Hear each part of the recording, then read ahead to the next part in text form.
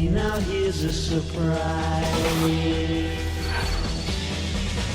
I know that you have, 'cause there's magic in my eye. I can see for miles and miles. I can see for miles and miles. I can see for miles and miles and miles. Oh yeah. I'm here today as a parent and a senator, and along with my colleagues and so many of the advocates from around the country, we are determined to stop a situation in which video games with pornographic and violent content are being peddled to our children. Today I'm announcing, along with my colleagues, Senator Lieberman and Bai, the Family Entertainment Protection Act.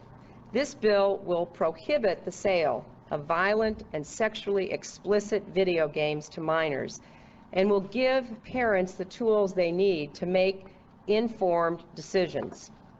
Now, as the holiday season is upon us, this is a particularly important time to raise awareness of this issue.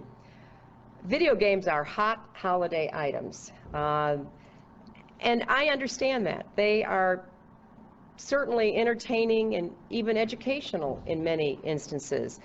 They can help our children learn, they can increase hand and eye coordination, but it is also clear that there are games that are just not appropriate for children.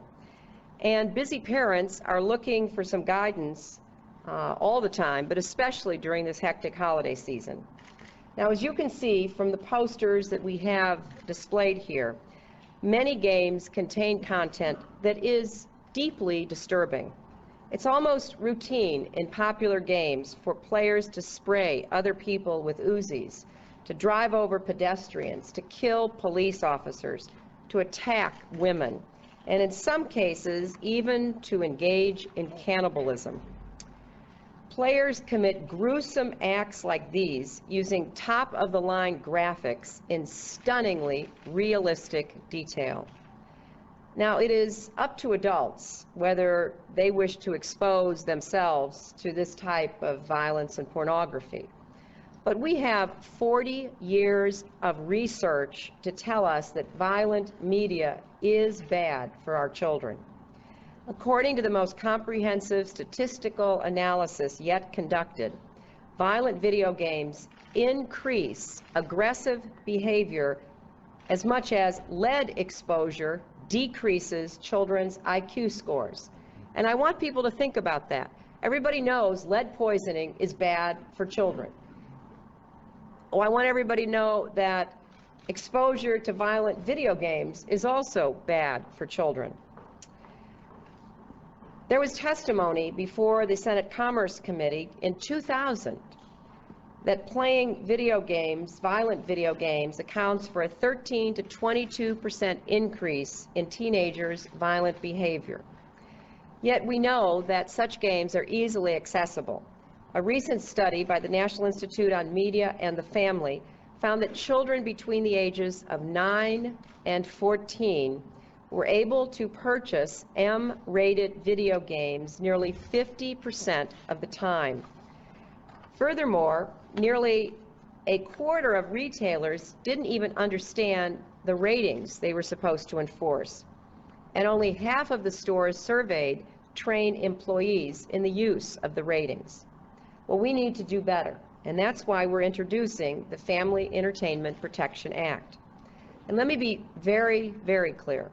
This legislation is not about government censorship or regulation of content. Quite simply, it is about protecting children and empowering parents.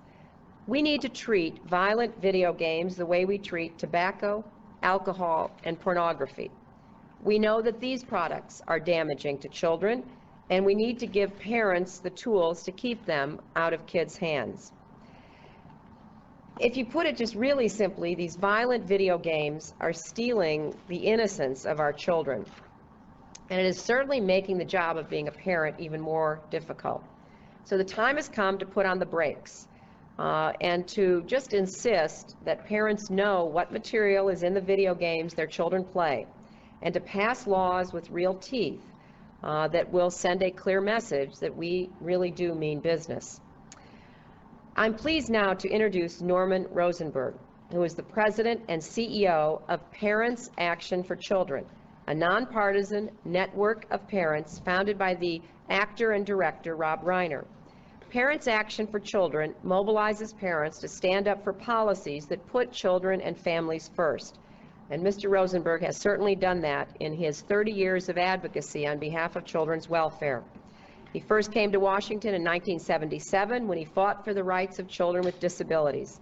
He's a native New Yorker and brought up in New York City, graduate of the State University of New York at Buffalo, and a former professor in SUNY Buffalo's School of Law, where he taught family law and juvenile justice.